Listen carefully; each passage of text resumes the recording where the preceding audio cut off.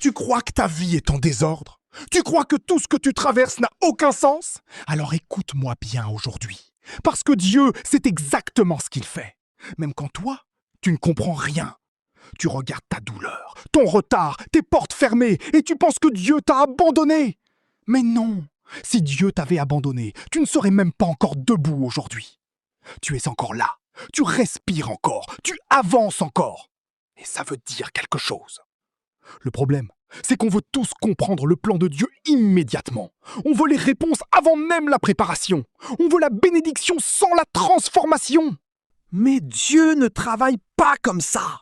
Dans la Bible, regarde Moïse. Avant de libérer un peuple entier, Dieu l'a envoyé dans le désert pendant des années. Des années! Pourquoi? Parce que Dieu était plus intéressé par ce que Moïse devenait que par la vitesse de son succès. Et beaucoup de gens ratent ça aujourd'hui. Ils pensent que le retard signifie l'échec. Ils pensent que l'attente signifie le rejet. Mais parfois, Dieu te ralentit parce qu'il est en train de te préparer pour quelque chose que tu n'es pas encore capable de porter. Tu demandes une grande destinée, mais as-tu la force de la gérer? Voilà la vraie question. Parce que les grandes bénédictions demandent un grand caractère. Et le caractère se construit dans les saisons difficiles. Oui, la douleur fait mal. Oui, l'attente est frustrante. Oui, certaines nuits tu pleures seul. Mais écoute-moi, Dieu utilise aussi ces moments-là.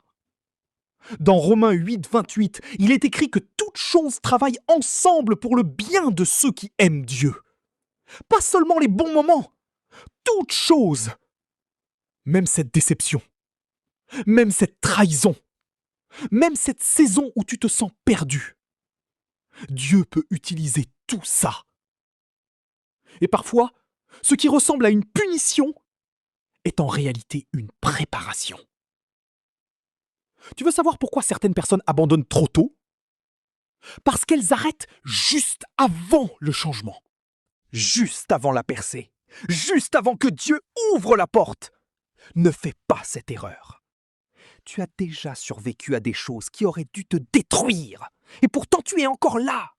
Ce n'est pas un hasard. Dieu ne t'a pas gardé en vie pour rien. Alors arrête de parler comme quelqu'un qui a perdu. Arrête de penser que ton histoire est terminée alors que Dieu est encore en train d'écrire les prochaines pages.